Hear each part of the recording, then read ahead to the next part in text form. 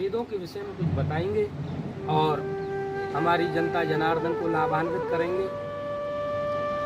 संसार में मनुष्याणाम शास्त्रेषु कश्चित् यतति सिद्धये यत्तानाम विशुद्धानाम कश्चन माम वेत्ति तत्वतः। हजारों मनुष्यों में कुछ ही लोग जो हैं वह अमर होने की संभावना में माने ईश्वर की प्राप्ति के लिए प्रयत्न करते हैं।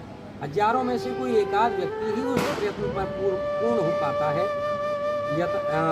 जो यत्न है, जितना भी यत्न है वह सारा का सारा ईश्वर प्राप्ति के लिए होता है और उनमें हजारों मनुष्यों में से कोई एक व्यक्ति ईश्वर की प्राप्ति कर पाता है। वैदिक मार्ग जो है ये बड़ा ही प्रशस्त मार्ग है। यह मार्ग कभी सनातन है, कभी खत्म नहीं होता। इसलिए हम सभी सनातन धर्मावलंबियों को वैदिक मार्ग का आश्रय लेना चाहिए। भारतस्य वाङ्मयान्तर्गतः संस्कृत भाषायां महत्त्वं किं वर्तते?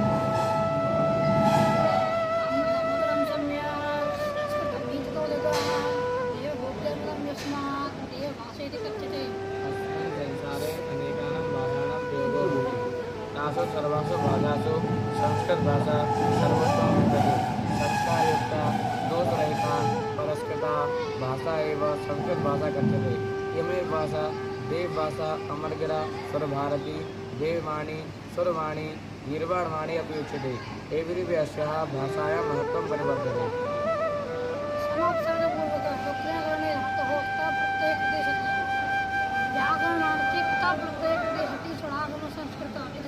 निष्पन्नो भवति सम्यक् कृतं संस्कृतम् अर्थात् इति प्रत्ययपुरस्सरं तद्विधि हेतोः अस्यां भाषायां कृतेनाम् एतत् सार्थक्यम् अभवत्। सा भाषे इति द्विधा विग्रहवाक्यं वर्तते। अस्यां व्याकरणस्य पाणिनिग्रन्थानि सूत्राणि च ग्रन्थः सर्वार्थम् आश्चर्यम् अतीव वैज्ञानिकमस्ति। अनया भाषया एव भारतस्य एकता भवितुं आधुनिकानां भाषाणां जननी अस्ति। अस्याः शब्दभण्डारस्य अक्षयता वर्तते। एषा विश्वस्य प्राचीनतमा सृष्टिसमाजे भाषा। अस्यां भाषायां वेदशास्त्रवादः शिक्षा व्याकरणं योगः ज्योतिष छन्दः कल्पस्येति अन्यानि दैवविद्याः।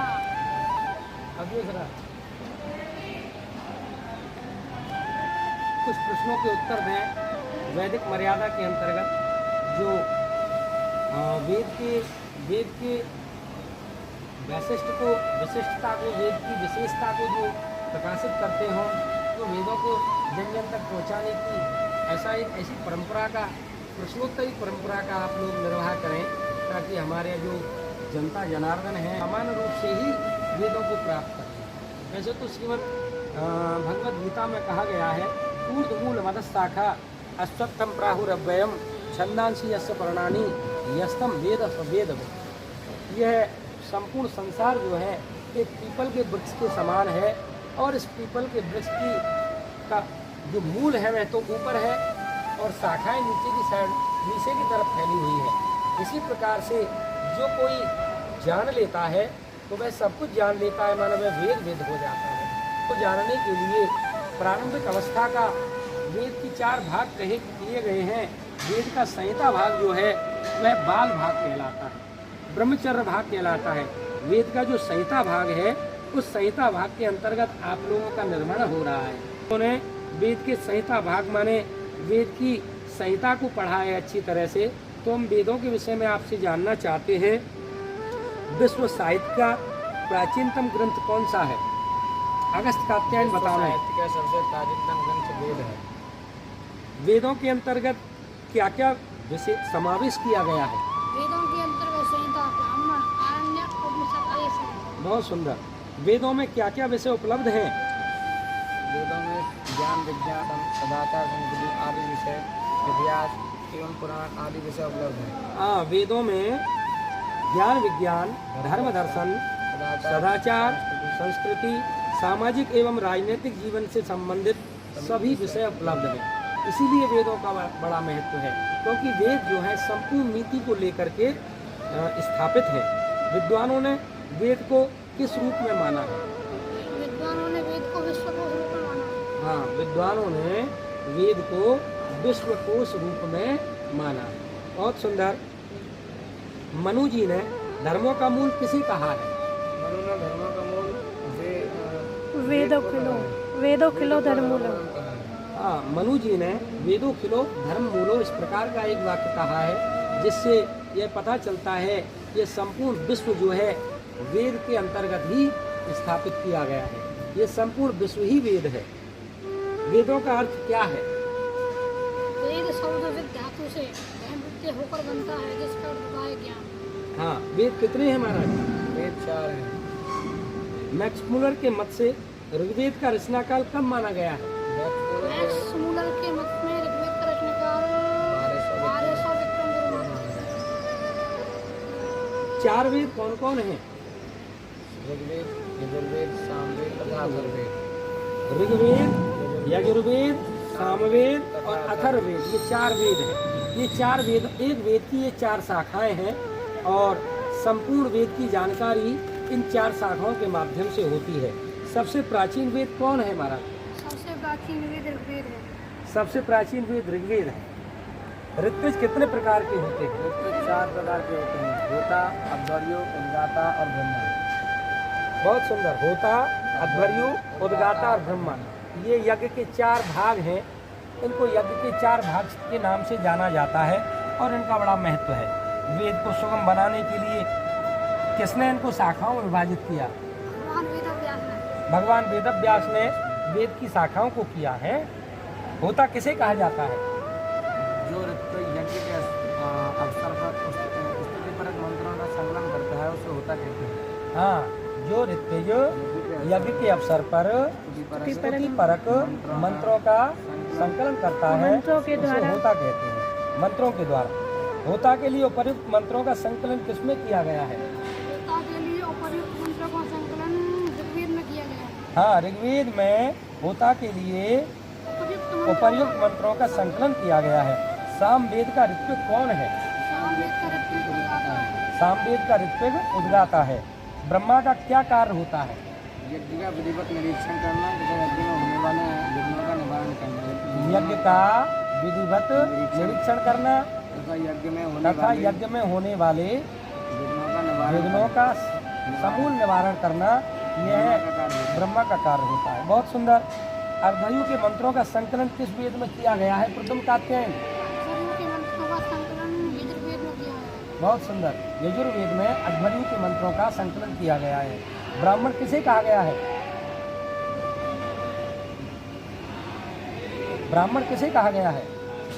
तो बतलाने वाले ब्राह्मण किसे कहा गया है? यज्ञ विधि के विधान को बतलाने वाले यज्ञ का ग्रंथ का नाम। ग्रंथ का नाम। याज्ञिक विधि को बतलाने वाले ग्रंथ का नाम ब्राह्मण। वेद के 3 भाग कौन कौन हैं?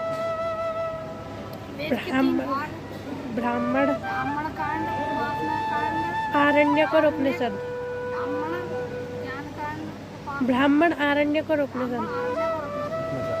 ऋग्वेद कितने मंडलों में विभक्त है? ऋग्वेद 10 मंडलों में विभक्त है। ऋग्वेद में कितने सूक्त और कितनी ऋचाएं हैं? ऋग्वेद में 1028 ऋचाएं एवं 10,581 ऋचाएं हैं। ऋचाएं हैं। सूक्त है 1028 और 10,581 ऋचाएं हैं। यजुर्वेद के कितने रूप उपलब्ध हैं?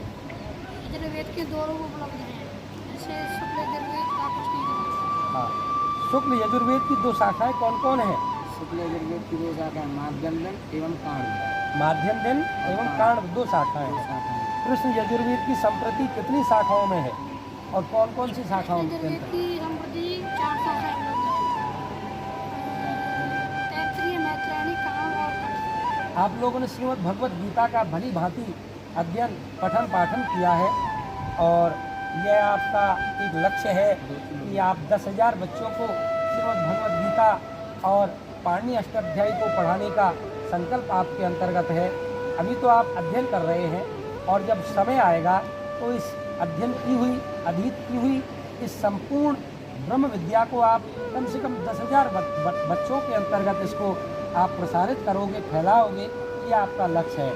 तो आप भगवान शंकराचार्य के शिष्य हो और भगवान शंकराचार्य का एक ही लक्ष्य था कि उन्होंने पृथ्वी पर घूम घूम करके अद्वैत का जो है प्रतिपादन किया। अद्वैत के माध्यम से झाड़ फूंक, जादू टोना है, नाना प्रकार के बवाल में पूरा समाज जो है हमारा भारतवर्ष घिरा हुआ था। नाना प्रकार के मुस्लिमों के माध्यम से, नाना प्रकार के फरंगियों के माध्यम से देश पर बहुत सारे कुठाराघात हुए, तो देश की आत्मा जो है वो बिल्कुल तार तार हो गई।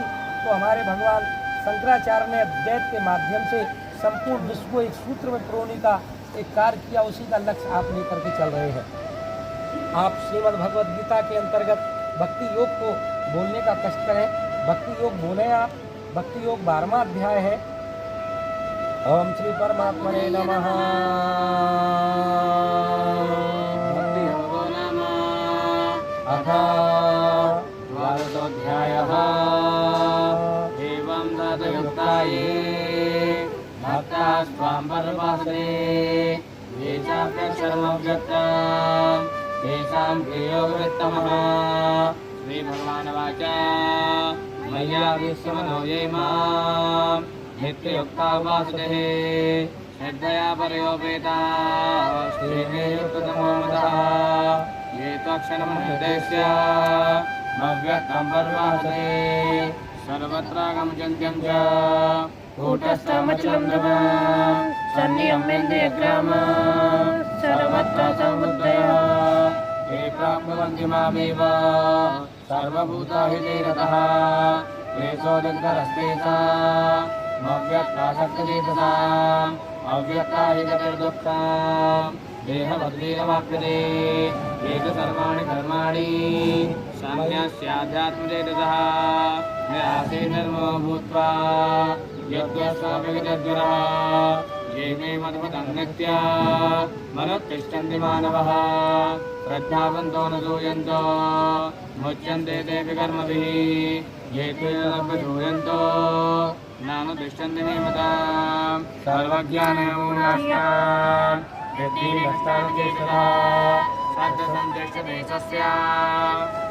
ज्ञानवानपि प्रकृतं यान्ति भूतानि निग्रहः किं करिष्यति इन्द्रियस्येन्द्रियस्यार्थे रागद्वेषमस्तदा तयोर्नावशमागच्छेत् तौ यास्य परिबन्धिनो श्रेयां तदर्मो विगुणः परधर्मात् निष्ठिता अधर्मे न श्रेयः परधर्मो भयावहः अथ केन प्रयुक्तेन पापं चरति पुरुषः हरिः ओम बोलो श्री लाडली लाल की जय, श्री राधा रानी की जय, जय जय श्री राधे।